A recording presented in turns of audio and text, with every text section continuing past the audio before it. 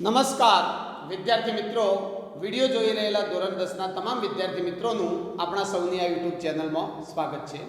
મિત્રો, આપણે અગાઉના તાસમાં પ્રાણીઓના ચેતાતંત્રની વાત કરી. હવે આજે વનસ્પતિઓમાં સંકલન કેવી રીતે થાય છે એની વાત કરવાના છીએ. તો આજનો આપણો આ પ્રકરણનો બીજો મુદ્દો છે વનસ્પતિઓમાં સંકલન. આ પૃથ્વી ઉપર સજીવોની વાત કરીએ તો સજીવોના મુખ્ય આપણે બે પ્રકાર પાડીએ છીએ, વનસ્પતિ અને પ્રાણીઓ. તો એ પ્રાણીઓમાં કુદરતે નિયંત્રણ અને સંકલનની ક્રિયા કરવા માટે જુદા જુદા અંગો આપેલા છે. આપણા શરીરની અંદર મગજ, કરોડરજ્જુ, ચેતાઓ, ચેતાકોષ, આ બધા નિયંત્રણ અને સંકલનની ક્રિયા કરવા માટેના વિશિષ્ટ અંગો છે. જ્યારે વનસ્પતિમાં આપણે જાણીએ છીએ કે વનસ્પતિમાં ના તો ચેતાતંત્ર હોય છે કે વનસ્પતિમાં નહીં તો ઉત્તેજના સામે પ્રતિચાર આપવા માટે સ્નાયુ પેશીઓ હોય છે. એટલે કે વનસ્પતિની અંદર કોઈ ચેતાતંત્રનું કાર્ય કરે એવું કોઈ અંગ હોતું નથી. તેમ છતાં વનસ્પતિઓમાં નિયંત્રણ અને સંકલનની ક્રિયા જોવા મળે જ છે. આપણે એવા ઉદાહરણો જોઈએ છીએ રોજિંદા જીવનમાં કે જેમાં વનસ્પતિની અંદર હલનચલન જોવા મળતું હોય. એટલે કે વનસ્પતિ સજીવ છે અને એને પણ આજુબાજુના જે પરિબળો હોય એ પરિબળો સામે પ્રતિચાર આપવાનું કાર્ય એ પણ કરે છે. તો વનસ્પતિ કઈ રીતે આ નિયંત્રણ અને સંકલનની ક્રિયા કરતી હશે એ આપણે ભણવાના છીએ. તમે જુઓ, લજામણીનો છોડ, એ લજામણીના છોડને આપણે પર્ણોને સ્પર્શ કરીએ તો લજામણીના પર્ણો પીડાઈ જાય છે. તમે અનુભવ કરેલો હોય, કોઈ બગીચામાં લજામણીનો છોડ હોય અને તમે ઓગળી અડાડી હોય પર્ણોને, તો જેવો આપણો સ્પર્શ થશે તરત લજામણીના પર્ણો પીડાઈ જાય છે. તો એ એક હલનચલન થયું કહેવાય. વનસ્પતિમાં શું થયું કહેવાય? હલનચલન થયું કહેવાય. તો હલનચલન વનસ્પતિમાં જોવા મળે છે. એનો અર્થ એવો થાય કે વનસ્પતિઓમાં નિયંત્રણ અને સંકલનની ક્રિયા તો થાય જ છે. પ્રાણીઓ કરતો કંઈક જુદી રીતે થાય છે, પણ નિયંત્રણ અને સંકલન તો જોવા મળે જ છે. પછી તમે જુઓ, તમે જમીનમાં કોઈ બીજ વાવો, એટલે કે જમીનની અંદર કોઈ બીજ હોય, એ બીજનું જ્યારે અંકુરણ થાય, આ બીજમાંથી જ્યારે અંકુરણ થાય, છોડ બનવાની શરૂઆત થાય, ત્યારે તમે જોયું હોય તો આમાંથી એક પ્રકાંડ બને છે. બરાબર? પ્રકાંડ એટલે થડ, અને અહીંથી મૂળ ઉત્પન્ન થાય છે. તો તમે આવા અંકુરિત બીજનું અવલોકન કરશો તો તમને જોવા મળશે કે પ્રકાંડ હોય એ ઉપરની તરફ જમીનની બહાર નીકળે છે. ઉપર તરફ જો પ્રકાશ મળી રહે એવી દિશામાં આગળ વધે છે, પોતાનો વિકાસ કરે છે. જ્યારે મૂળ જો પાણી મળશે, એટલે કે જમીનની અંદર પાણી મળશે, તો મૂળનો વિકાસ નીચેની દિશામાં થાય છે. તો આ દર્શાવે છે કે વનસ્પતિમાં પણ ચોક્કસ પ્રકારનું હલનચલન જોવા મળે જ છે. પછી તમે જોયું હોય તો સૂર્યમુખીનું પુષ્પ સૂર્યની દિશામાં રહે છે, તો એ પણ એક હલનચલન છે. તો આ રીતે આપણે વનસ્પતિઓમાં પણ નિયંત્રણ અને સંકલનની ક્રિયા જોઈ શકીએ છીએ. ચોક્કસ પ્રાણીઓ કરતો અલગ રીતે થાય છે, પણ વનસ્પતિમાં પણ નિયંત્રણ અને સંકલનની ક્રિયા જોવા મળે છે. વૈજ્ઞાનિકોએ ઘણા બધા પ્રયોગો કરી અને સાબિત કર્યું છે કે ભાઈ વનસ્પતિ સજીવ છે અને વનસ્પતિને પણ અમુક બાબતો ગમે, અમુક બાબતો ના ગમે. અને કેટલાક એવા પ્રયોગો પણ થયેલા છે કે જેમાં તમે કોઈ વનસ્પતિ કે વૃક્ષનું કોઈ ડાળી કાપતા હોય, પર્ણ તોડતા હોય, એને નુકસાન કરતા હોય તો વૃક્ષો પણ રડે છે. એવા સંશોધનો પણ થયેલા છે. પછી વનસ્પતિને તમે સારું વાતાવરણ આપો, એને સંગીત સોંપડાવશો, તો એવા પ્રયોગો થયેલા છે. વૈજ્ઞાનિક રીતે સાબિત થયેલું છે કે વનસ્પતિને પણ સંગીત ગમે છે. સંગીતની હાજરીમાં વનસ્પતિનો વિકાસ ખૂબ સારો થાય છે. એટલે કહેવાનો મતલબ કે વનસ્પતિને પણ પોતાનો સારો વિકાસ કરવા માટે શું કરવું એને પણ સમજ પડે છે. એનામાં મગજ કે કરોડરજ્જુ નથી, પણ કુદરતે વનસ્પતિઓને કેટલાક અંતઃસ્ત્રાવો આપેલા છે. એ અંતઃસ્ત્રાવોની મદદથી વનસ્પતિમાં વૃદ્ધિની ક્રિયા અને બીજી બધી અન્ય ક્રિયાઓ પણ સરસ રીતે થયા કરે છે. એટલે કે વનસ્પતિઓમાં નિયંત્રણ અને સંકલન થાય જ છે. આજે આપણે વનસ્પતિના હલનચલનની વાત કરવાના છીએ. હલનચલન એટલે એવું ના સમજતા કે પવન હોય અને વનસ્પતિની ડાળીઓ પોદળો હલતો હોય એને હલનચલન કહેવાય. એ હલનચલન નહીં, એ હલનચલન નહીં. વનસ્પતિઓમાં વૃદ્ધિ માટે હલનચલન જોવા મળતું હોય, અથવા તો વનસ્પતિ પોતાનો વિકાસ કરવા માટે, પોતાનો બચાવ કરવા માટે હલનચલન દર્શાવતી હોય, એવા હલનચલનની વાત આપણે કરવાના છીએ. તો સૌથી પહેલાં આપણે જોઈએ વનસ્પતિઓમાં હલનચલન. વનસ્પતિઓમાં હલનચલનના બે પ્રકાર છે. એટલે કે વનસ્પતિઓમાં હલનચલન એને આપણે બે ભાગમાં વહેંચી શકીએ. વનસ્પતિમાં થતું હલનચલન બે પ્રકારમાં વહેંચી શકીએ. એક વૃદ્ધિ આધારિત હલનચલન કે જેમાં વનસ્પતિ પોતાની વૃદ્ધિ કરવા માટે, વિકાસ કરવા માટે હલનચલન કરતી હોય. વૃદ્ધિ શબ્દનો અર્થ સમજજો. વૃદ્ધિ એટલે વનસ્પતિ પોતાના અંગોની લંબાઈમાં વધારો કરે, પહોળાઈમાં વધારો કરે, નવા નવા અંગો ઉત્પન્ન કરે, પોદળો બનાવે, નવી નવી ડાળીઓ, શાખાઓ ફૂટે, આ વૃદ્ધિ કહેવાય. મૂળનો વિકાસ થાય એ વૃદ્ધિ કહેવાય. તો એક વૃદ્ધિ આધારિત હલનચલન અને બીજું વૃદ્ધિથી મુક્ત હલનચલન કે જેમાં વૃદ્ધિ કોઈ ભાગ ભજવશે નહીં, વૃદ્ધિથી મુક્ત હલનચલન. એટલે કે વનસ્પતિ પોતાની વૃદ્ધિ કરવાની, વૃદ્ધિથી મુક્ત હોય એવું હલનચલન પણ કરે છે. તો આવો બે પ્રકારનો હલનચલનો હોય. હવે બંને બે પોઈન્ટ જોવાના છે. ઉદાહરણ જોઈ લઈએ અને એક બીજો પોઈન્ટ જોવાનો. સામાન્ય ટૂંકમાં સહેલો પ્રશ્ન છે. એટલે પરીક્ષામાં પૂછાય કે ભાઈ વનસ્પતિમાં જોવા મળતા હલનચલનના પ્રકારો જણાવો, તો આ બે પ્રકારો તમારે લખવાના થાય. હવે વૃદ્ધિ આધારિત હલનચલન, તો એમાં હમણાં આપણે ઉદાહરણ જોયું. બીજમાંથી અંકુરણ થાય ત્યારે પ્રકાંડ ઉપરની દિશામાં અને મૂળ નીચેની દિશામાં વૃદ્ધિ પામે છે. એને વૃદ્ધિ આધારિત હલનચલનનું ઉદાહરણ કહેવાય. તો આમાં તમે લખી શકો છો, આમાં બીજનું અંકુરણ થાય ત્યારે પ્રકાંડ, બીજમાંથી અંકુરણ થઈ અને જે પ્રકાંડ બનશે, અહીંથી જે આ પ્રકાંડ બન્યું, આ થડ, બરાબર, આ પર્ણો છે, આ પ્રકાંડ કહેવાય. તો પ્રકાંડ ઉપરની તરફ અને મૂળ નીચેની તરફ વૃદ્ધિ પામે છે. એ વૃદ્ધિ આધારિત હલનચલન છે. બીજનું અંકુરણ થાય ત્યારે પ્રકાંડ ઉપરની તરફ અને મૂળ નીચેની તરફ વૃદ્ધિ પામે છે. બરાબર. હવે તમે જુઓ તો પ્રકાંડ કેમ ઉપરની તરફ જશે? કારણ કે પ્રકાંડ છે એમાંથી વિકાસ કરી અને પર્ણો આવશે. એ પર્ણોને પ્રકાશ સંશ્લેષણની ક્રિયા કરવા માટે પ્રકાશની જરૂર પડશે અને પ્રકાશ જમીનમાં અંદર જઈએ તો ના મળે. પ્રકાશ મેળવવા માટે જમીનની બહાર આપવું પડે, ઉપરની દિશામાં વૃદ્ધિ કરવી પડે. એટલે પ્રકાંડ આ રીતે ઉપરની તરફ વૃદ્ધિ પામે છે. અને મૂળ છે, વનસ્પતિને ખબર છે કે ભાઈ મૂળ દ્વારા જ પાણીનું શોષણ થાય અને પાણીનું શોષણ કરીએ તો જ જીવિત રહી શકાય. એટલે મૂળ જો પાણી વધુ મળશે એ દિશામાં વૃદ્ધિ કરે છે. એટલે કે મૂળ જમીન તરફ વૃદ્ધિ પામે છે. તો આ વૃદ્ધિ આધારિત હલનચલન થયું કહેવાય. હવે વૃદ્ધિ આધારિત હલનચલનમાં તમે અવરોધ ઊભો કરો. સમજો, વૃદ્ધિ આધારિત હલનચલન તો વનસ્પતિ કરવાની જ છે, પણ એને તમે અવરોધવાનો પ્રયત્ન કરશો તો એને અવરોધી શકાય છે.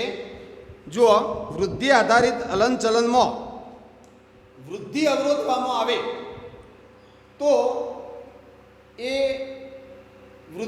અવરોધી શકાય છે. દાખલા તરીકે તમને સમજાવું કે આ બીજ છે, એમાંથી આ રીતે પ્રકાંડ બહાર નીકળે છે, મૂળ નીચે જાય છે. હવે તમે કોઈ લોખંડની એવી વસ્તુ હોય એને તમે આ રીતે વૃદ્ધિ કરી દો તો પછી આ બહાર આવી શકે નહીં, તો એ વૃદ્ધિ અવરોધી કહેવાય. અથવા તો તમે એને તોડી નાખો એથી તો પણ વૃદ્ધિ અવરોધી કહેવાય. એટલે વૃદ્ધિ અવરોધવામાં આવે તો આ જે અંગો છે કે જેની વૃદ્ધિ થતી હોય એમની ગતિ અવરોધાય છે. એટલે ખાસ ધ્યાન રાખજો, વૃદ્ધિ અવરોધવામાં આવે, અવરોધવું એટલે અડચણ ઊભી કરી, વૃદ્ધિ અવરોધવામાં આવે તો તેમની ગતિ અવરોધાય છે, અવરોધાય છે. તો આ થઈ વૃદ્ધિ આધારિત હલનચલનની વાત. હવે બીજું એવું હલનચલન કે જેમાં વનસ્પતિ વૃદ્ધિ માટે, પોતાનો વિકાસ કરવા માટે હલનચલન કરતી નથી. તો એવા હલનચલનની અંદર ઉદાહરણ આવી જાય લજામણીનું. લજામણીના પર્ણોને સ્પર્શ કરતો તે પીડાઈ જાય છે. એમાં વૃદ્ધિ કરવા માટે લજામણી પોતાના છોડનો વિકાસ કરવા માટે પર્ણો બીડતી નથી. એટલે એમાં જે હલનચલન જોવા મળ્યું, પર્ણો બીડાઈ જવાનું, એમાં વનસ્પતિની વૃદ્ધિ સાથે કોઈ સંબંધ છે નહીં. એટલે આમાં ઉદાહરણ તમે લખી શકો, લજામણીના પર્ણોને સ્પર્શ કરતો તે બીડાઈ જાય છે. તેમાં વૃદ્ધિ સાથે હલનચલનને કોઈ સંબંધ છે જ નહીં. તેમાં થતા હલનચલનને વૃદ્ધિ સાથે સંબંધ નથી. બરાબર? તો આ રીતે બે પ્રકારનો હલનચલન જોવા મળે છે, વૃદ્ધિથી મુક્ત અને વૃદ્ધિ આધારિત. બરાબર સમજાયું? સિમ્પલ સમજી લો. વનસ્પતિ બે પ્રકારનો હલનચલન કરશે. એક તો પોતાની વૃદ્ધિ કરવા માટે હલનચલન કરશે, જેને વૃદ્ધિ આધારિત હલનચલન કહેવાય. અને બીજું કરશે વૃદ્ધિથી મુક્ત હલનચલન, જેમાં વનસ્પતિને પોતાની વૃદ્ધિ નથી કરવી, વિકાસ નથી કરવો, તેમ છતાં એ બાહ્ય પરિબળ સામે, બાહ્ય ઉત્તેજના સામે પ્રતિચાર આપે છે. લજામણીના પર્ણોને તમે સ્પર્શ કરો તો એ પર્ણો બીડાઈ જાય. એ બીડાઈ જાય એ શું કહેવાય? પ્રતિચાર આપ્યો કહેવાય. તમે અડ્યા એટલે તમે બાહ્ય પરિબળ છો, તમારો સ્પર્શ થાય એ બાહ્ય પરિબળ કહેવાય, બાહ્ય ઉત્તેજના કહેવાય. એની સામે લજામણીએ વળતો જવાબ આપ્યો, પ્રતિચાર આપ્યો. અને પ્રતિચાર કેવી રીતે આપ્યો? એને એના પર્ણો બીડી દીધા. તો એ હલનચલનમાં ક્યાંય લજામણીને પોતાની વૃદ્ધિ કરવાની થતી નથી. તો આવા બે પ્રકારનો હલનચલન હોય એ વનસ્પતિમાં જોવા મળતા. ચલો સ્ક્રીનશોટ લઈ લો, પછી આગળ કંઈક નવું જોઈએ અને આગળનો ઉદાહરણ જોઈશું. ત્યાર પછી આપણને 100% સમજાશે અને આપણને ખ્યાલ આવશે કે ભાઈ ખરેખર વનસ્પતિને બધી જ ખબર પડે છે. વનસ્પતિ ભલે મગજ, કરોડરજ્જુ કે ચેતાકોષો ધરાવતી નથી, તેમ છતાં વનસ્પતિને પોતાનો વિકાસ કરવા માટે શું કરવું, પોતાનો બચાવ કરવા માટે શું કરવું, એની સારી રીતે સમજ પડે છે. એ આપણે હવે આગળના મુદ્દામાં જોઈએ. ચલો હવે આગળનો મુદ્દો છે આવર્તન. આવર્તન વિશે જોવાનું છે. સમજાવું તમને. વનસ્પતિના હલનચલનની જ વાત કરવાની છે. હવે અલગ પ્રકારનો હલનચલન આપણે જોઈશું. તો જુઓ, હવે આપણે મુદ્દો જોઈએ છીએ આવર્તન. બહુ અગત્યનો મુદ્દો છે પરીક્ષા માટે. અંગ્રેજીમાં એને ટ્રોપિઝમ કહેવાય, ટ્રોપિઝમ. ડિટેલમાં આ મુદ્દાનો અભ્યાસ આપણે કરવાના છીએ. આવર્તન, ટ્રોપિઝમ. તો જુઓ, ધ્યાન રાખો. આવર્તન એટલે એક પ્રકારનું વનસ્પતિના અંગોમાં થતું હલનચલન જ છે. એની વ્યાખ્યા, એના પ્રકાર ડિટેલમાં ભણવાના છીએ. વ્યવસ્થિત ઉદાહરણથી સમજીશું. પહેલાં તમને થોડું સમજાવું આવર્તન શું છે એનો થોડો ખ્યાલ આવે તો જુઓ, વનસ્પતિના અંગોમાં હલનચલન જોવા મળે છે તો નક્કી છે. હવે વનસ્પતિના અંગોમાં જોવા મળતું જે હલનચલન છે એને આપણે વૃદ્ધિને ધ્યાનમાં રાખી બે ભાગમાં વહેંચ્યું, વૃદ્ધિ આધારિત અને વૃદ્ધિથી મુક્ત. પણ એ સિવાય હલનચલનના પ્રકાર બીજી રીતે પણ પાડી શકાય છે. બીજી રીતે વનસ્પતિના હલનચલનના બે પ્રકાર પાડી શકાય. એક ટ્રોપિઝમ, સમજો ટ્રોપિઝમ જેને ગુજરાતીમાં કહેવાય આવર્તન, અને બીજું નેસ્ટિઝમ.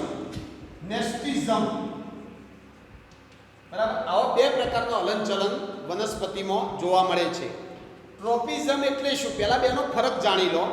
આના વિશે તમારે ભણવાનું નથી કશું, પણ ખ્યાલ હોવો જોઈએ, સમજ હોવી જોઈએ કે આવું પણ એક હલનચલન હોય છે. તો જુઓ, ટ્રોપિઝમ અને નેસ્ટિઝમમાં ફરક શું? તો બેમાં મોટો ફરક છે. ટ્રોપિઝમમાં વનસ્પતિ બાહ્ય પરિબળ જે હોય, બાહ્ય ઉત્તેજના જે હોય એની હાજરીમાં હલનચલન કરશે, અને એ હલનચલનમાં દિશા, બાહ્ય પરિબળની દિશા મહત્વનો ભાગ ભજવશે. એનો મતલબ થાય કે આ હલનચલન ચોક્કસ દિશામાં જોવા મળશે, ચોક્કસ દિશામાં જોવા મળશે. અને આ હલનચલન માટે બાહ્ય ઉત્તેજનાની હાજરી જરૂરી છે. એટલે કે બાહ્ય પરિબળ હોય એના હાજરીમાં હલનચલન થશે, અને આ હલનચલન ચોક્કસ દિશામાં થશે. તો એવા હલનચલનને કહેવાય ટ્રોપિઝમ. બરાબર. જ્યારે નેસ્ટિઝમ એટલે શું? નેસ્ટિઝમ એટલે એવું હલનચલન કે જેમાં માત્ર બાહ્ય ઉત્તેજનાની જરૂર હોય, બાહ્ય ઉત્તેજનાની જરૂર હોય, બાહ્ય ઉત્તેજનાની હાજરીમાં હલનચલન થઈ જાય, પણ દિશાનું કોઈ મહત્વ છે નહીં. આમાં દિશાનું મહત્વ નથી. બસ આટલો જ ફરક છે. બંનેમાં બાહ્ય ઉત્તેજનાની તો જરૂર પડશે જ, પણ ટ્રોપિઝમ ચોક્કસ દિશામાં થશે. વનસ્પતિના અંગોનું ચોક્કસ દિશામાં હલનચલન થાય અને ટ્રોપિઝમ કહેવાય. અને જો દિશાનું કોઈ મહત્વ જ ના હોય, ચોક્કસ દિશામાં ના થતું હોય, તો એને નેસ્ટિઝમ કહેવાય. એક સરસ ઉદાહરણ આપી દઉં એટલે બરાબર સમજાઈ જાય તમને. દાખલા તરીકે વનસ્પતિનો મૂળ. તો વનસ્પતિના મૂળમાં શું જોવા મળે છે? ટ્રોપિઝમ. કારણ કે વનસ્પતિનો મૂળ વૃદ્ધિ કરશે, લોબો થશે, એમની લંબાઈ વધશે, તો કઈ દિશામાં વધશે? જે બાજુ પાણી મળી રહેશે એ દિશામાં જ વનસ્પતિના મૂળનું હલનચલન થશે. તો એવા હલનચલનને ટ્રોપિઝમ કહેવાય. કારણ કે પાણી એ ઉત્તેજના કહેવાય, અને એ ઉત્તેજનાની હાજરીમાં વનસ્પતિનો મૂળ પોતાની લંબાઈ વધારે છે. તો એ ચોક્કસ દિશામાં થયું. જે દિશામાં પાણી મળે એવી સંભાવના હતી એ દિશામાં વનસ્પતિના મૂળનો વિકાસ થયો, એ ચોક્કસ દિશામાં થયું કહેવાય. એટલે એ ટ્રોપિઝમમાં આવશે. જ્યારે નેસ્ટિઝમમાં શું આવશે? હમણાં જ આપણે જેની ચર્ચા કરીએ છીએ, લજામણી. લજામણીના છોડને તમે સ્પર્શ કરો અને એમાં જે હલનચલન જોવા મળે છે એ નેસ્ટિઝમ કહેવાય. એ ટ્રોપિઝમમાં આવશે જ નહીં. અને નેસ્ટિઝમ વિશે તમારે આ પ્રકરણમાં કશું ભણવાનું નથી, પણ ખ્યાલ હોવો જોઈએ. તમે જુઓ, તમને સમજાવું કે લજામણીના પર્ણો હોય, આવા લજામણીના પર્ણો હોય. બરાબર. આ રીતે તમે ઘણાએ લજામણીનો છોડ જોયેલો હશે. અને લજામણીનો છોડ જોવા એટલે તમે એને સ્પર્શ કર્યા વગર તમને જો ખ્યાલ હોય કે આ લજામણીનો છોડ છે અને એમાં આટલું હલનચલન જોવા મળે છે, તો તમે સ્પર્શ કર્યો જ હોય. અને સ્પર્શ કર્યો હોય તો તમે હવે થોડું વિચારો. તો આ લજામણીનો છોડ છે, તમે એને અહીંયાથી ચલો સ્પર્શ કર્યો, મેં અહીંથી ઓગળી લઈ ગયો આ દિશામાં, મારી ઓગળીનો સ્પર્શ થાય એ બાહ્ય ઉત્તેજના કહેવાય. અને લજામણીના પર્ણો પીડાઈ જાય એ એને પ્રતિચાર આપ્યો કહેવાય. આ લજામણીને હું અહીંથી અડું તો એના પર્ણો પીડાઈ જશે, એટલે કે આ સામે જે પર્ણો છે ભેગા થઈ જશે થોડી વાર માટે. બરાબર. તો હલનચલન જોવા મળ્યું. હવે આમાં તમે જુઓ, માત્ર બાહ્ય ઉત્તેજનાની જરૂર છે, તમારે માત્ર સ્પર્શ કરવાની જરૂર છે. એટલે બાહ્ય ઉત્તેજનાની હાજરીમાં હલનચલન તો થઈ ગયું, પરંતુ આમાં દિશાનું કોઈ મહત્વ નથી. તમે તમારી ઓગળીનો સ્પર્શ આ દિશામાંથી કરો તોય હલનચલન થશે, લજામણીના પર્ણો બીડાઈ જશે. આ દિશામાંથી કરો તોય બીડાઈ જશે, અહીંથી હડશો તોય બીડાઈ જશે. ટૂંકમાં ગમે તે દિશામાંથી બાહ્ય પરિબળ આવશે તોય લજામણીના પર્ણો બીડાઈ જ જવાના છે. એટલે આવા હલનચલનને નેસ્ટિઝમ કહેવાય. અને નેસ્ટિઝમ વિશે તમારે કશું ભણવાનું નથી. આપણે માત્ર વાત કરીશું ટ્રોપિઝમની. એટલે ટ્રોપિઝમના પ્રકારો જોઈશું, એની વ્યાખ્યા જોઈશું, અને એમાં ક્યોય લજામણીનું ઉદાહરણ આવશે નહીં, કારણ કે નેસ્ટિઝમનું ઉદાહરણ છે. તો આપણે હવે વાત કરવાના છીએ માત્ર ટ્રોપિઝમની, આવર્તનની. ચલો હવે આવર્તનની વ્યાખ્યા જોઈએ અને ડિટેલમાં સમજીએ. બહુ સરસ ઉદાહરણ સાથે ભણવાનો સરસ મુદ્દો છે.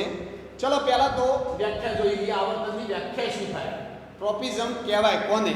તો જો વ્યાખ્યા શું થાય, વનસ્પતિના અંગોમાં બાહ્ય ઉત્તેજનાની હાજરીમાં ચોક્કસ દિશામાં થતા હલનચલનને આવર્તન કહે છે. બહુ સરસ વ્યાખ્યા છે, સરળ પણ છે.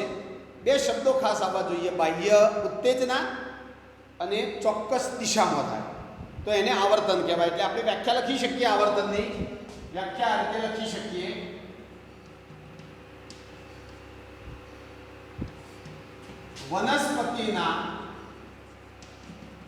વનસ્પતિના અંગોમાં બાહ્ય ઉત્તેજનાની હાજરીમાં ચોક્કસ દિશામાં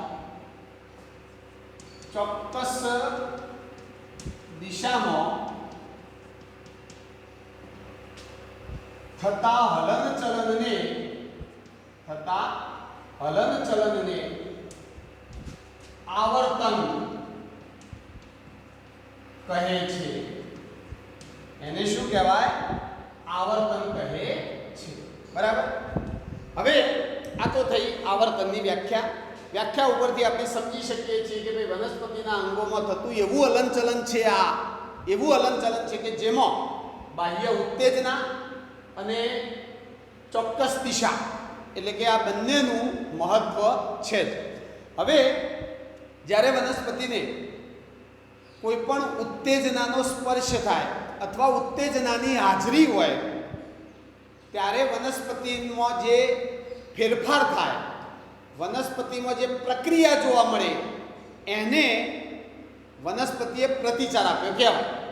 સમજો, દાખલા તરીકે જમીનના અંદર પાણી હોય તો એ પાણીની દિશામાં મૂળનો વિકાસ થાય તો એ પાણીની દિશામાં મૂળે પોતાની લંબાઈ વધારી એ વનસ્પતિએ પ્રતિચાર આપ્યો કહેવાય.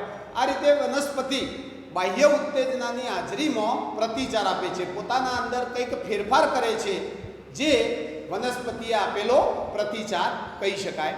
હવે બાહ્ય ઉત્તેજનાઓ કઈ છે કે જેની હાજરીમાં વનસ્પતિના અંગોમાં હલનચલન જોવા મળે છે? એ બાહ્ય ઉત્તેજનાઓ સમજી લો, એના ઉપરથી જ એના પ્રકારો આપણે ભણવાના છીએ. તો બાહ્ય ઉત્તેજનાઓમાં આટલી ઉત્તેજનાઓ આવશે. બાહ્ય ઉત્તેજના અથવા તો ઉત્તેજના પ્રેરતા પરિબળો. એવો કયો પરિબળ છે કે જેની હાજરીમાં વનસ્પતિના અંગોમાં હલનચલન જોવા મળે છે? તો એવા ઉદાહરણો યાદ રાખવાના છે. ઉત્તેજનાઓ યાદ રાખો. એક તો છે પ્રકાશ. બરાબર, દરેકમાં આપણે જોઈએ છીએ. પહેલા પરિબળો કયા છે એ સમજી લો, એ શબ્દો યાદ રાખી લો. પ્રકાશ, પછી ગુરુત્વાકર્ષણ,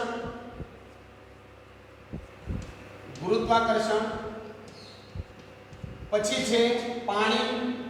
પાણીની હાજરીમાં પણ વનસ્પતિના અંગો હલનચલન કરે છે, એટલે પાણી. પછી આવશે રસાયણ અને છેલ્લે આવશે સ્પર્શ. આ 5 ઉત્તેજનાના પ્રકાર છે. આ 5ને આપણે અંડરલાઈન કરી દઈએ. પ્રકાશ, ગુરુત્વાકર્ષણ, પાણી, રસાયણ અને સ્પર્શ, આ 5 ઉત્તેજનાના પ્રકાર છે. આ બાહ્ય પરિબળો છે જે વનસ્પતિમાં હલનચલન પ્રેરે છે. આમની હાજરીમાં વનસ્પતિના અંગોમાં હલનચલન જોવા મળે છે.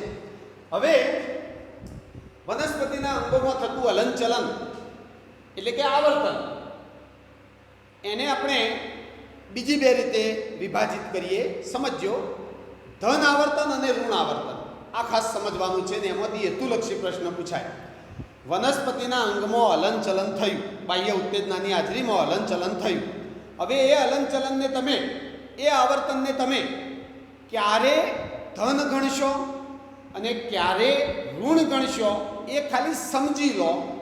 એટલે આગળ આપણે બધા પ્રકારો જોઈએ, એમાં આપમેળે તમે જ કહી શકશો કે આ ધન આવર્તન કહેવાય, આ ઋણ આવર્તન કહેવાય. એટલે કે આવર્તન ક્યારે ધન હોય અને આવર્તન ક્યારે ઋણ હોય એ સમજી લો.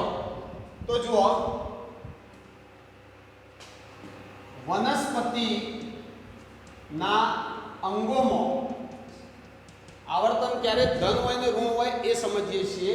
એટલે વનસ્પતિના અંગોની વૃદ્ધિ ઉત્તેજના પ્રેરતા પરિબળની દિશામાં થાય. સમજો, વનસ્પતિના અંગોની વૃદ્ધિ, એમનો વિકાસ ઉત્તેજના પ્રેરતા પરિબળોની, ઉત્તેજના પ્રેરતા પરિબળો એટલે આ 5 રહ્યા તે. વનસ્પતિના અંગોની વૃદ્ધિ ઉત્તેજના પ્રેરતા પરિબળોની દિશામાં થાય તો તે આવર્તન ધન ગણાય, ધન પ્લસ ગણાય. અને જો વિરુદ્ધ દિશામાં થાય તો તે આવર્તન ઋણ ગણાય. ખાસ સમજો, પછી તરત સમજી જશો. ખાલી એટલું સમજી લો કે વનસ્પતિના અંગમાં હલનચલન થયું. હવે એ હલનચલન પેલા ઉત્તેજનાના, અહીંયા ઉત્તેજના છે, બાહ્ય પરિબળ, ઉત્તેજના પ્રેરતું પરિબળ છે, બરાબર.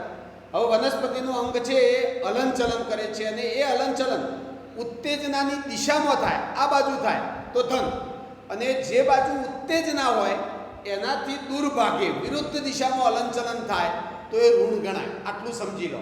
એટલે કે આવર્તન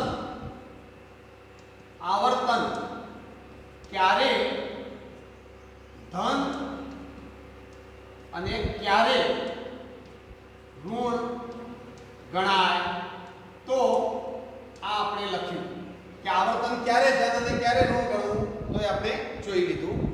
હવે આપણે આવર્તનના પ્રકારો જોઈએ અને એ પણ ઉદાહરણ સાથે સમજીએ, એટલે તમને પૂરો 100% વિશ્વાસ આવી જાય કે ખરેખર વનસ્પતિઓમાં હલનચલન જોવા મળે છે અને એમાં દિશાનું પણ મહત્વ છે, બાહ્ય ઉત્તેજનાની હાજરીમાં થાય છે અને વનસ્પતિઓ સારી રીતે સંકલન કરી શકે છે. તો આપણે હવે જોઈએ આવર્તનના પ્રકાર.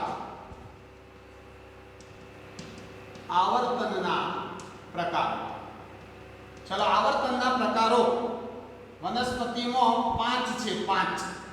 5 આવર્તનના પ્રકારો છે.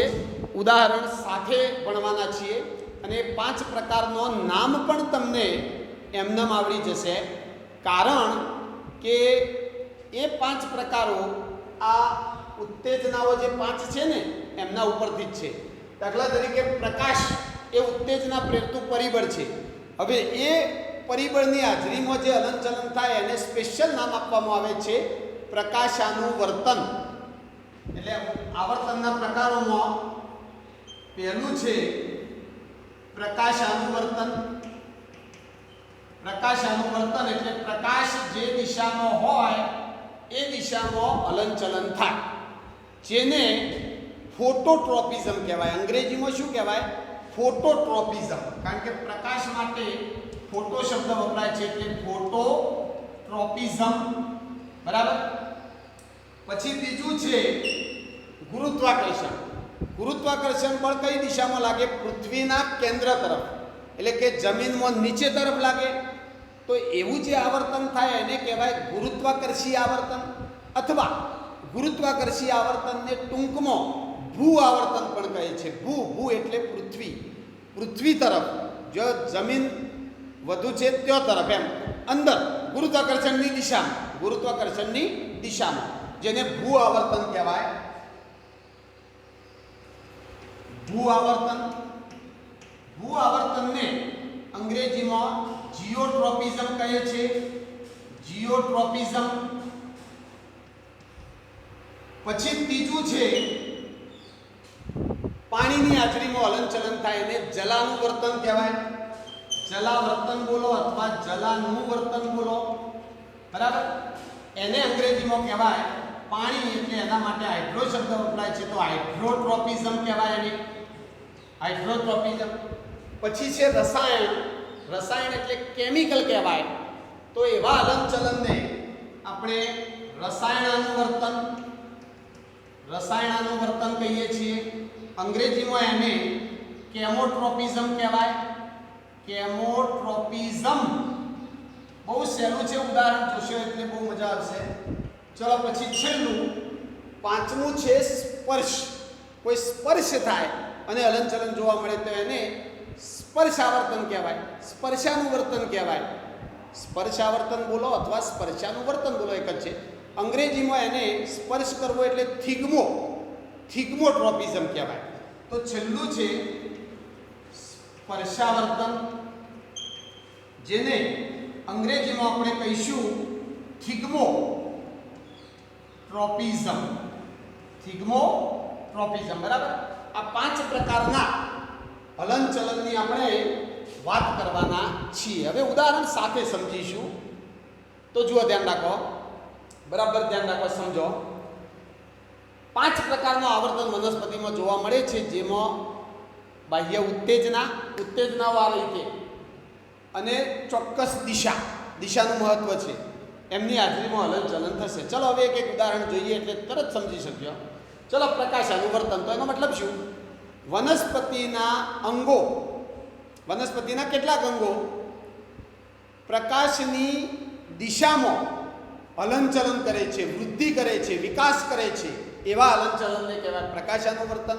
હવે એનું ઉદાહરણ તો તમે જુઓ, વનસ્પતિના જે પ્રકાંડનો ભાગ હોય, પર્ણો હોય, એની ડાળીઓ હોય, પ્રરો હોય, એમનો વિકાસ જમીનની ઉપર તરફ થાય છે. કારણ કે જમીનથી જેમ ઉપર જઈએ એમ પ્રકાશ વધુ મળશે, પ્રકાશની હાજરી વધુ હશે. તો વનસ્પતિ પોતાના પ્રકાંડનો વિકાસ, પર્ણોનો વિકાસ ઉપરની દિશામાં કરે છે. વનસ્પતિ જ્યારે અંકુરણ પામે અને પ્રકાંડ બહાર નીકળે તો એ પ્રકાંડ પછી લોબું થશે, કઈ દિશામાં થશે? ઉપર તરફ જ થશે. કારણ કે ઉપર શું છે? સૂર્ય છે, સૂર્યનો પ્રકાશ વધુ મળશે જેટલા ઉપર જઈએ એટલા. તો વનસ્પતિ આ રીતે જે બાજુથી, ટૂંકમાં સમજી લો, જે દિશામાંથી પ્રકાશ મળતો હોય એ દિશામાં એનું હલનચલન થશે. હવે એવા પ્રયોગો કરીને સાબિત થયેલું છે. તમને એક પ્રયોગ બતાવું એટલે તમે તરત સમજી શકશો. તો જુઓ, ધ્યાન રાખો, તમે ઘેર પણ આ પ્રયોગ કરશો તો તમને પરિણામ જોવા મળશે. તમે શું કરો, એક કુંડાની અંદર કોઈ છોડ વાવેલો હોય એ તમે લઈ લો, બરાબર. આ કુંડામાં ઉગાડેલો છોડ છે. હવે તમે શું કરો કે આ કુંડાને આપણે એક પૂંઠાનું બોક્સ બનાવીશું અને એ પૂંઠાના બોક્સને કુંડા ઉપર ઢોકી દઈશું, જેથી કુંડાના બોક્સના અંદર અંધારું થઈ જાય. હવે સંપૂર્ણ અંધારું નથી કરવાનું, નહીંતર એ છોડ પ્રકાશ સંશ્લેષણ કરી શકશે નહીં અને એ છોડ કરમાઈ જશે. એને પ્રકાશ આપવાનો છે, પણ બોક્સમાં એક કાણું પાડી દઈએ, એમાંથી પ્રકાશ જશે. થોડું અજવાળું જ જોઈએ. પ્રકાશ એટલે કંઈ સૂર્યનો સીધો કિરણ પડવો જરૂરી નથી, પ્રકાશ અજવાળું મળવું જોઈએ. તો આપણે શું કરીએ, આ કુંડાના ઉપર આ રીતે બોક્સ આપણે ઢોકી દીધું અને અહીંયા ગોળ હોલ બનાવી દઈએ, છિદ્ર રાખીએ જેમાંથી પ્રકાશ જઈ શકે. આ છે કામ. હવે તમે થોડા દિવસ પછી અવલોકન કરશો તો તમારો આ છોડ વિકાસ પામી અને અહીંથી વૃદ્ધિ કરતો આ કાણામાંથી બહાર આવેલો તમને જોવા મળશે. તો આ શું દર્શાવે છે? છોડને પણ ખબર છે કે જો પોતાનો વિકાસ કરવો હોય તો પ્રકાશની દિશામાં જો પ્રકાશ મળતો હોય એ દિશામાં વૃદ્ધિ કરવી પડશે, એ દિશામાં હલનચલન કરવું પડશે. તો તમે જોઈ શકો છો કે આ છોડ જે દિવસથી તમે આ બોક્સ ઢોક્યું એ દિવસથી જ એ છોડની વૃદ્ધિ પ્રકાશની દિશામાં જ થશે અને આ છોડ વિકાસ પામતો ઉપર નહીં અડી જાય, પણ બોક્સ ઢોક્યા પછી વૃદ્ધિ થશે, પણ એ વૃદ્ધિ આ રીતે જ થશે, એટલે બહાર આવી જશે. જો તમે આ હોલ અહીંયા પાડ્યો હોય તો આ બાજુથી બહાર આવે, અહીંયા પાડ્યો હોય તો અહીંથી બહાર આવે. એટલે કે વનસ્પતિ પ્રકાશ જે દિશામાંથી મળતો હોય એ દિશામાં જ હલનચલન કરે છે, પોતાની વૃદ્ધિ એ દિશામાં કરે છે. એ સરસ પ્રકાશાનું વર્તનનું ઉદાહરણ છે. અને એમનેમ પણ આપણે જોઈએ તો ભલે બોક્સ ના ઢોક્યું હોય તો પણ વનસ્પતિના પ્રકાંડ અને એના જે હવાઈ ભાગો કહેવાય એ પ્રકાશની દિશામાં વૃદ્ધિ પામે છે. એ પ્રકાશાનું વર્તનનું ઉદાહરણ છે. બરાબર. હવે જુઓ, ધ્યાન રાખજો. હવે ધન ઋણમાં ઉતરીએ. ધન અને ઋણ તમને કહીએ કે ભાઈ વનસ્પતિમાં પ્રકાંડની અંદર પ્રકાશાનું વર્તન જોવા મળે છે. ધન ગણાય કે ઋણ? સમજો. બરાબર. તો વનસ્પતિનું પ્રકાંડ પ્રકાશની દિશામાં વૃદ્ધિ પામે છે તો ધન કહેવાય. સમજો. બરાબર. અહીંયા જુઓ, ઉત્તેજના પ્રેરતા પરિબળોની દિશામાં હલનચલન થાય. જે બાજુ ઉત્તેજના હોય એ દિશામાં હલનચલન થાય તો ધન. એટલે પ્રકાંડની વૃદ્ધિ કઈ દિશામાં થતી હતી? જો પ્રકાશ છે એ દિશામાં, પ્રકાશની દિશામાં થતી હતી, એટલે એ કેવું કહેવાય? ધન કહેવાશે. એટલે પ્રકાંડ ખાલી જગ્યા પ્રકાશાનું વર્તન દર્શાવે છે. ધન કે ઋણ? પ્રકાંડ થર્ડ ખાલી જગ્યા પ્રકારનું પ્રકાશાનું વર્તન દર્શાવે છે. તો શું જવાબ લખો તમે? ધન કે ઋણ? તો ધન. બરાબર. અને હવે એમાં જ પ્રશ્ન પૂછું પ્રકાશાનું વર્તનમાં.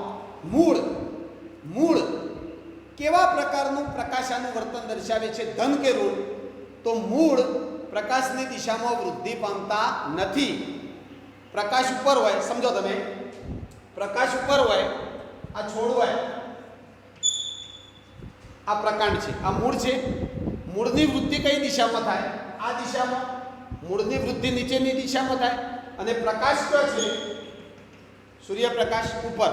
તો તમે જુઓ, મૂળમાં જે હલનચલન થયું, મૂળની વૃદ્ધિ થઈ, મૂળમાં જે હલનચલન થયું એ પ્રકાશની દિશામાં થયું? ના, પ્રકાશની વિરુદ્ધ દિશામાં થયું. તો આપણે કહી શકીએ મૂળ કેવું પ્રકાશાનું વર્તન દર્શાવે છે? ઋણ. મૂળમાં પ્રકાશાનું વર્તન કેવું? ઋણ. કારણ કે મૂળનો વિકાસ પ્રકાશની દિશામાં નથી થતો, એની વિરુદ્ધ દિશામાં થાય છે. એટલે સમજો. બરાબર. મૂળ ઋણ પ્રકાશાનું વર્તન દર્શાવે છે, જ્યારે પ્રકાંડ ધન પ્રકાશાનું વર્તન દર્શાવે છે. પ્લસ માઇનસ યાદ રાખવાનું, ધન ક્યારે, ઋણ ક્યારે. એટલે સિમ્પલ સમજી લો કે જે બાહ્ય પરિબળ હોય એની દિશામાં છોડનો વિકાસ થતો હોય તો ધન, અને વિરુદ્ધ દિશામાં થતો હોય તો ઋણ. એટલે આ થઈ પ્રકાશાનું વર્તનની વાત. પ્રકાશાનું વર્તનમાં ઉદાહરણ તમે લખી શકો કે પ્રકાશની હાજરીમાં પ્રકાંડનો વિકાસ ઉપરની દિશામાં થાય છે. આ કહેવાય પ્રકાશાનું વર્તનનું ઉદાહરણ થયું કહેવાય. આપણે ઉદાહરણો લખીએ છીએ જે તમને કામમાં આવી શકે હેતુલક્ષી પ્રશ્નોમાં. આ ઉદાહરણો છે બધા. બરાબર. આ આવર્તનના પ્રકાર છે અને આ એનો ઉદાહરણ છે. ચલો બીજું જોઈએ, ભૂ આવર્તન. જીઓટ્રોપિઝમ, ભૂ આવર્તન. તો વનસ્પતિનો મૂળ ગુરુત્વાકર્ષણ બળની દિશામાં હલનચલન દર્શાવે છે, જેને ભૂ આવર્તન કહે છે. વ્યાખ્યા બહુ સરળ છે. આ દરેકની વ્યાખ્યા સિમ્પલ છે. ભૂ આવર્તન એટલે વનસ્પતિનો મૂળ ગુરુત્વાકર્ષણની દિશામાં હલનચલન દર્શાવે છે, જેને ભૂ ભૂ આવર્તન કહેવામાં આવે છે. હવે વનસ્પતિનો મૂળ, કોઈ પણ વનસ્પતિનો મૂળ તમે જોજો તો જમીનમાં નીચે તરફ જ જતો હોય, એને કહેવાય ભૂ આવર્તન. એટલે એમાં ઉદાહરણ લખી શકીએ કે વનસ્પતિનો મૂળ ગુરુત્વાકર્ષણ ની દિશામાં વૃદ્ધિ પામે છે,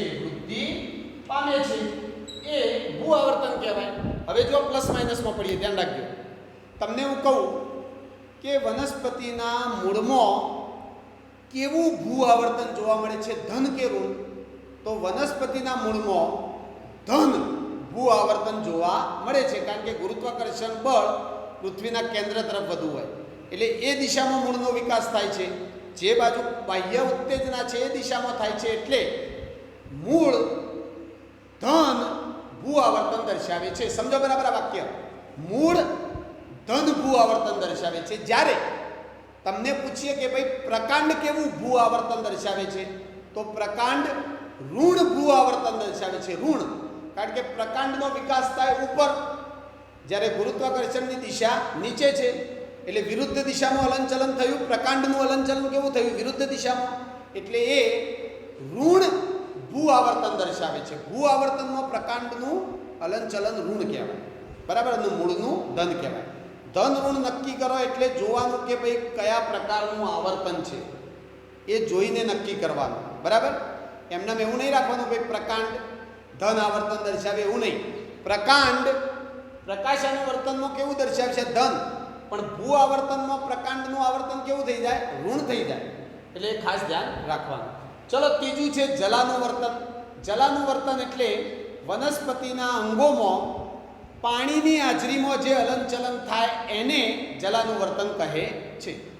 પાણી જો મળતું હોય, જો પાણીની માત્રા વધુ હોય એ દિશામાં વનસ્પતિના મૂળનો વિકાસ થાય છે. એ પ્રયોગ દ્વારા પણ તમે સમજી શકો છો. આવો તમે પ્રયોગ કરો તો ખ્યાલ આવશે. તમે જમીનમાં કોઈ સૂકી જમીન હોય, એમાં કોઈ છોડ વાવજો. ધારો કે આ છોડ વાવ્યો આપણે, બરાબર, એનો મૂળ થયો, થોડો થોડો પર્ણો આવ્યો, આ છોડ વાવ્યો, બરાબર. હવે જોજો તમારે શું કરવાનું. હવે તમારે આ જલાનુવર્તન જોવા શું કરજો?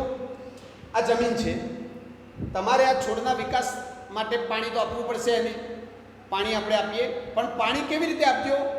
પાણી અહીંયા નહીં રેડવાનું. તમારે પાણી રેડવાનું આ છોડના બાજુમાં થોડી જગ્યા છોડીને 10 સેન્ટીમીટર, અડધો ફૂટ, 1 ફૂટ દૂર પાણી રેડવાનું. રોજ પાણી આપજો, પણ એ પાણી અહીંયા આપજો. એટલે શું થશે? અહીંયા બિલકુલ જમીન સૂકી રાખજો.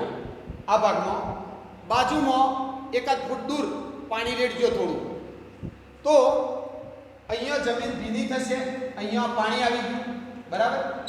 હવે વનસ્પતિના મૂળને પણ ખ્યાલ આવે છે કે ભાઈ વિકાસ કરવો હોય તો પાણીની જરૂર પડશે, અને પાણી જે દિશામાં મળતું હોય એ દિશામાં આગળ વધવું પડશે, હલનચલન કરવું પડશે.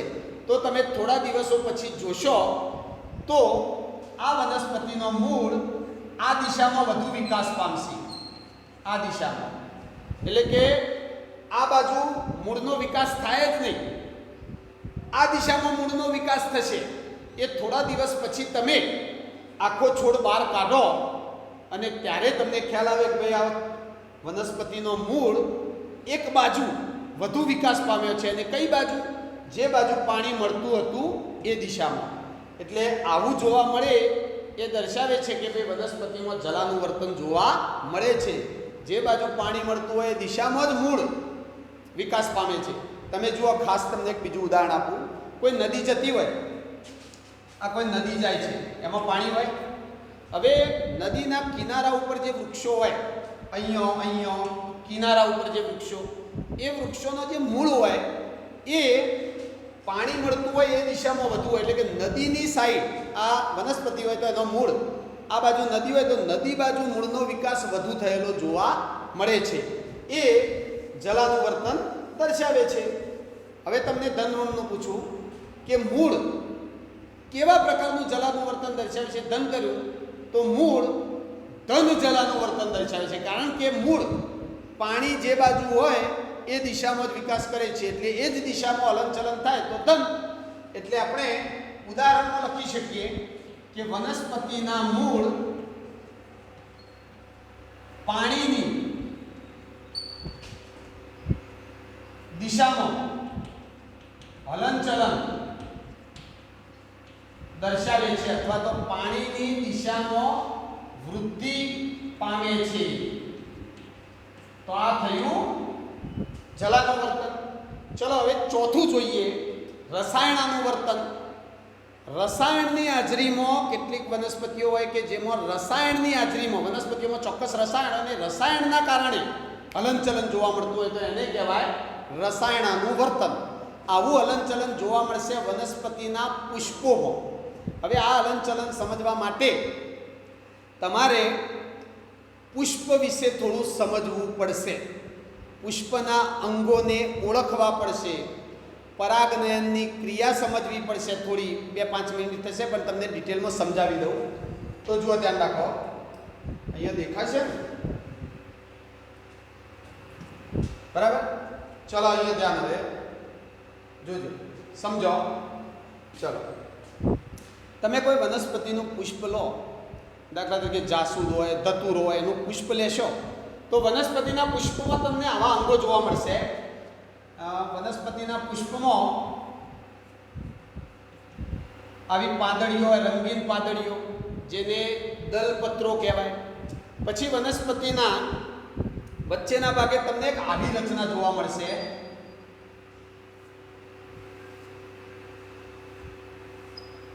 આ રચના જે જોવા મળે એને સ્ત્રીકેસર ચક્ર કહેવાય. સ્ત્રીકેસર ચક્ર. આ સ્ત્રીકેસર ચક્રમાં ઉપર જે આ દેખાય છે ગાદી જેવો, આસન જેવો ભાગ, એને કહેવાય પરાગાસન. આને કહેવાય પરાગાસન.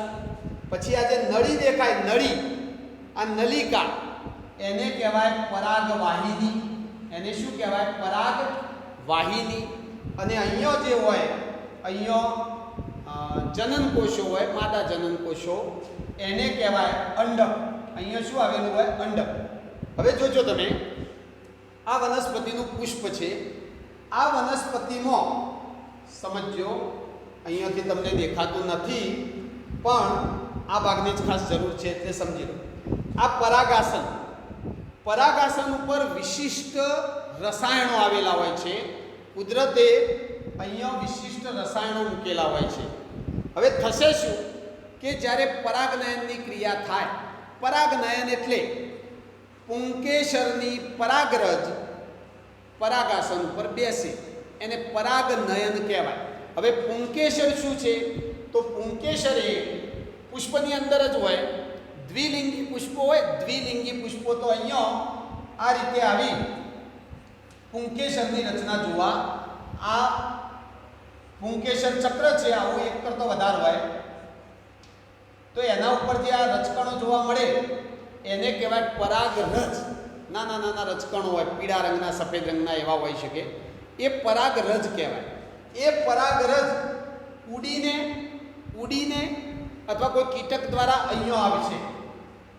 પરાગાસન ઉપર શું આવશે? પરાગરજ. હવે આ પરાગરજ અહીંયા આવી ગઈ, ત્યાર પછી રસાયણનું વર્તન જોવા મળશે. હવે જુઓ, પુંકેસરની પરાગરજ ક્યો આવી? સ્ત્રીકેસરના પરાગાસન ઉપર આવી. હવે આ પરાગરજમાંથી એક નલિકા બનશે. નળી બનશે પાતળી, જેને કહેવાય પરાગ નલિકા. હવે એ પરાગ નલિકા આમાંથી નળી જેવું બનશે. પરાગ નલિકા આ દિશામાં નહીં બને, આ દિશામાં નહીં બને, આમ પણ નહીં બને. પરાગ નલિકા કઈ દિશામાં બનશે? તો પરાગ વાહિનીની દિશામાં બનશે. એટલે કે પરાગ નલિકા જે બનશે આ દિશામાં બનશે, આ દિશામાં. અને આ પરાગ વાહિનીની અંદર આ પરાગ નલિકા જશે. એ જશે અંદર અને છેલ્લે અંડકને અડશે. ત્યાર પછી એ પુષ્પમાંથી ફળ બનવાની શરૂઆત થાય.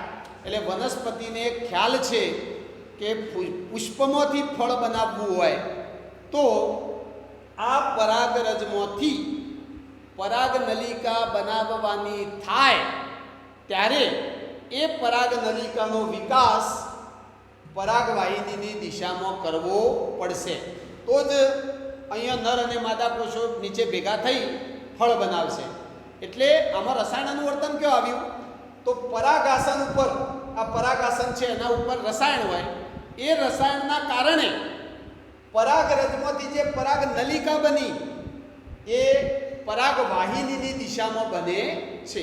આ પરાગરજ એમાંથી પરાગ નલિકા બની, એ નલિકા કઈ દિશામાં બનશે? તો પેલી જે પરાગવાહિની છે, આ પરાગવાહિની એની દિશામાં બને છે. આ રસાયણાનું વર્તનનું ઉદાહરણ થયું કહેવાય. તમને સ્ત્રીકેસર ને પુંકેસર બતાવીએ. હું પુષ્પ લાવ્યો છું, તમે જુઓ. આ છે, બધા જોયેલું છે તમે, જાસૂદનું પુષ્પ છે, બરાબર? આ જાસૂદનું પુષ્પ છે અને આ ધતુરાનું પુષ્પ છે. બંનેમાં જોઈએ. જાસૂદના પુષ્પમાં આ દલપત્રો છે. હવે આ દલપત્રો કાઢી નાખીએ આપણે તો આવી રચના જોવા મળે છે. હવે અહીંયા જોજો ખાસ, આ જે દેખાય છે ને તમને, એ સ્ત્રીકેસર છે. આ આખું વચ્ચે જે નળી દેખાય આખી, આ એ પરાગવાહિની છે. અને આ જે દેખાય છે આ એ આસન જેવું જે દેખાય છે એ પરાગાસન છે. આ પરાગાસન છે. અને આ જે આજુબાજુ દેખાય છે એ પુંકેસર છે. અને પુંકેસરમાં તમે જોઈ શકો છો કે આ જે પીળા રંગના દેખાય છે નાના નાના રજકણો, એ બધા પરાગરજ છે. આ નાના નાના કણો જે દેખાય અહીંયા તમે જુઓ તો આમ ઓગળી ઉપર આવી જાય, આ બધી શું છે? પરાગરજ. હવે આ પરાગરજ આ પરાગાસન ઉપર બેસશે અને પરાગાસન ઉપર બેસી અને પછી એક પરાગ નલિકા બનાવશે. પરાગરજ શું બનાવશે? પરાગ નલિકા. એ પરાગ નલિકાનો વિકાસ આ નીચેની તરફ થશે, નીચેની તરફ થશે. અને એ પરાગ નલિકા પરાગવાહિનીની દિશામાં આગળ વધતી વધતી વધતી વધતી છેવટે અહીંયા પહોંચી જાય.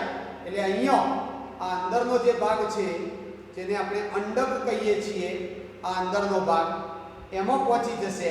અને જો આપણે આ તોડીએ તો ખ્યાલ આવશે. જુઓ તમે, આ જોઈ શકો છો, આ જોઈ શકો છો, બરાબર? અને અહીંયા વચ્ચે અંડકનો ભાગ આવે, ત્યાં આગળ આ રહ્યો વચ્ચે ચીકણો ભાગ આવે છે. અહીંયા સુધી એ પરાગ નલિકા પહોંચશે, પછી ફળ બનવાની શરૂઆત થશે. ધતુરાના પુષ્પમાં તમે જુઓ તો ધતુરામાં દલપત્રો દૂર કરી દઈએ તો એમાં આપણને બહુ સરસ, ધતુરાના પુષ્પમાં બહુ સરસ સ્ત્રીકેસર અને પુંકેસર જોવા મળે છે.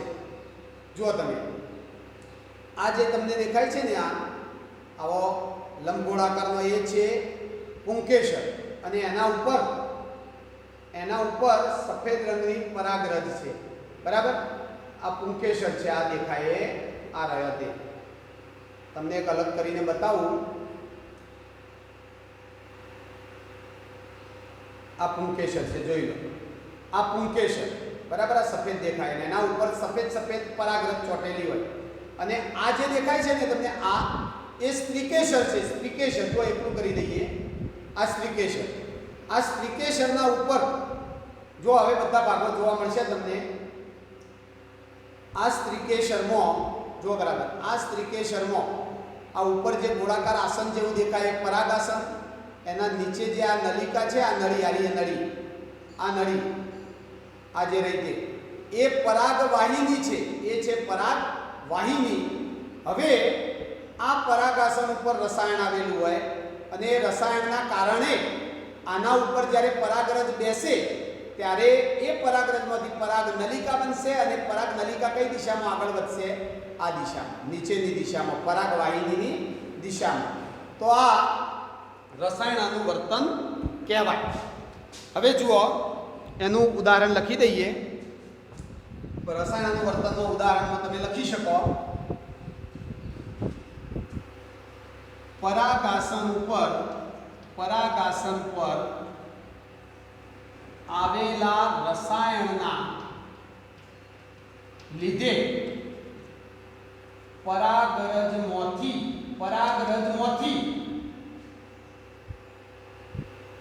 બનતી પરાગરજમાંથી બનતી પરાગનલિકા કઈ દિશામાં? પરાગવાહિનીની દિશામાં. પરાગવાહિનીની દિશામાં વૃદ્ધિ પામે છે. આ ઉદાહરણ થયું, બરાબર સમજો. પરાગાસન ઉપર આવેલા રસાયણના લીધે પરાગરજમાંથી બનતી પરાગનલિકા પરાગવાહિનીની દિશામાં વૃદ્ધિ પામે છે. એને કહેવાય રસાયણનું વર્તન. બરાબર. વનસ્પતિના બધા પુષ્પોમાં આ ઘટના થાય જ છે, એટલે જોવા મળે છે. ચલો છેલ્લું જોઈ લઈએ, સ્પર્શાનું વર્તન. સ્પર્શ થાય, કોઈ બાહ્ય ઉત્તેજનાનો વનસ્પતિના શરીરને સ્પર્શ થાય અને જે હલનચલન જોવા મળે એને આપણે સ્પર્શાનું વર્તન કહીશું. અને ખાસ ધ્યાન રાખો, ફરી એકવાર કહું છું, લજામણીનું ઉદાહરણ આમાં નહીં આવે, કારણ કે લજામણીને તમે સ્પર્શ કરશો એટલે હલનચલન જોવા મળશે, પણ એમાં દિશાનું મહત્વ નથી.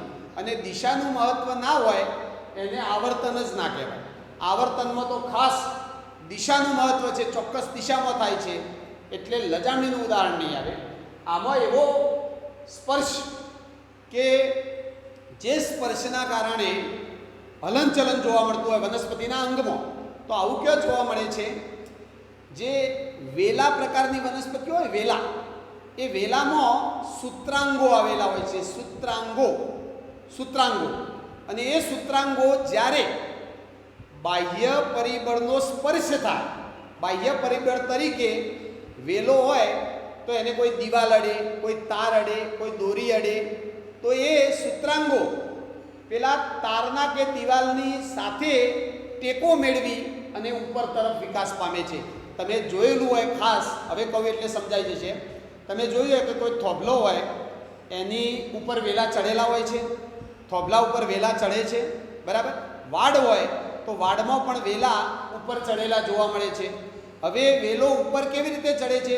તો એ વેલામાં જે સૂત્રાંગો હોય એ સૂત્રાંગો પેલા આધાર સાથે, દિવાલ સાથે, તાર સાથે કે વાડમાં બીજી વનસ્પતિ ઉગી હોય એની સાથે વીંટળાય છે અને આધાર મેળવી અને ધીમે ધીમે ઉપર ચડે છે.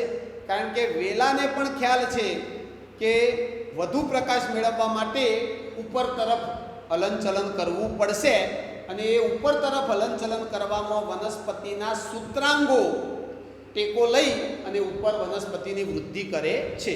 સૂત્રાંગો તમને બતાવું. જુઓ તમે, આ વેલો જ છે. બરાબર. આ વેલો હું લાવ્યો છું. હવે આ વેલામાં આ જે રહ્યા ને, આ સૂત્રાંગો કહેવાય. આ શું કહેવાય? સૂત્રાંગો કહેવાય. બરાબર. આ પાતળા જે દેખાય શું છે? સૂત્રાંગો. આના ઉપર કહેવાય પર્ણ આવવાની નથી, આ ડાળી નથી, આ સૂત્રાંગો છે. અહીંયા તમે જોઈ શકો છો, અહીંયા સ્પષ્ટ દેખાય છે. બરાબર. આ જુઓ, આ શું છે? આ સૂત્રાંગો કહેવાય. જોઈ લો, આ વળાંકવાળું સ્પ્રિંગ જેવું જે દેખાય છે એ સૂત્રાંગો કહેવાય. અને જ્યારે આ વેલો આ થોભલા ઉપર ચડેલો જ વેલો હતો, એનો થોડો ભાગ હું લાવ્યો છું. આ વેલો જ્યારે વિકાસ પામતો હોય ત્યારે આ સૂત્રાંગો જે રહ્યા, આ સૂત્રાંગો જો, આ સૂત્રાંગો અરે જુઓ ને, આ સૂત્રાંગો જે દેખાય છે ને, આ સૂત્રાંગો, એ સૂત્રાંગો દિવાલમાં ક્યાંક જગ્યા હોય તો એમાં આધાર મેળવી લેશે, ટેકો મેળવી લેશે, તો પકડ જમાવી લે અને પછી એ ટેકાના આધારે છોડ છેક સુધી ઉપર જતો હોય છે. કોઈ તાર હોય, તાર, તો તારના આજુબાજુ આ સૂત્રાંગો વીંટળાઈ જતા હોય છે. આ રીતે તમને બતાવવું. દાખલા તરીકે આ તાર છે, તો આ સૂત્રાંગો જે હોય એ સૂત્રાંગો આ રીતે આમ વીંટળાઈ જતા હોય છે. જુઓ, આ વીંટળાઈ ગયું પેનના આજુબાજુ. એ રીતે તમે જોયેલું જ છે. ચોમાસામાં તો ખાસ જોવા મળશે. તમે હાલ પણ તમારા ઘરની બહાર નીકળીને આજુબાજુ જોશો તો આવા વેલા જે ચડેલા જોવા મળે દિવાલ ઉપર કે તાર ઉપર કે થોભલા ઉપર, એમાં સૂત્રાંગો જોજો. તો એ સૂત્રાંગોએ પેલા આધાર સાથે, ટેકા સાથે પકડ જમાવી હોય ને એના આધારે વિકાસ થાય છે. તો એ સ્પર્શાનું વર્તન કહેવાય. જેવા પેલા સૂત્રાંગનો સ્પર્શ થાય ત્યારે એ સૂત્રાંગો પેલા આધાર સાથે વીંટળાઈ જાય અથવા તો ટેકો મેળવી લે અને એના આધારે હલનચલન થાય, એને કહેવાય સ્પર્શાનું વર્તન એટલે કે વનસ્પતિમાં સૂત્રાંગો આધાર સાથે વીંટળાય છે એ આનું ઉદાહરણ કહેવાય. એટલે ઉદાહરણમાં તમે લખી શકો વનસ્પતિના સૂત્રાંગો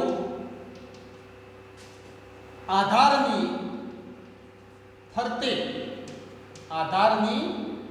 ફરતે વીંટળાય છે અને આ સ્પર્શાનું વર્તન કહેવાય, સ્પર્શાવર્તન કહેવાય.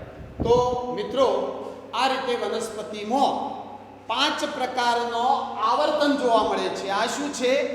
આવર્તન. આ 5 પ્રકારનો આવર્તન છે. 5 પ્રકારનો આવર્તન જોવા મળે છે અને આવર્તનમાં દિશા અને બાહ્ય ઉત્તેજના બંનેની જરૂર હોય છે, બંનેની હાજરીમાં હલનચલન થાય છે. તો આવા આવર્તનના આપણે 5 પ્રકારો જોયા. મોટો પ્રશ્ન પરીક્ષામાં પૂછાય કે ભાઈ આવર્તન એટલે શું? આવર્તનના પ્રકારો સમજાવું તો આ બોર્ડ ઉપર કમ્પ્લીટ બધું લખેલું જ છે. એકવાર સરસ મજાનો સ્ક્રીનશોટ લઈ લો, ત્યાર પછી આપણે આ તાસ પૂરો કરીએ ને આવતા તાસમાં પણ હજુ આપણે આ વનસ્પતિઓમાં સંકલનની વાત કરીશું. વનસ્પતિમાં સંકલનના 2 તાસ થશે, એક આ તાસ અને હજુ એક તાસમાં વાત કરીશું. ચલો સ્ક્રીનશોટ લઈ લો સરસ મજાનો.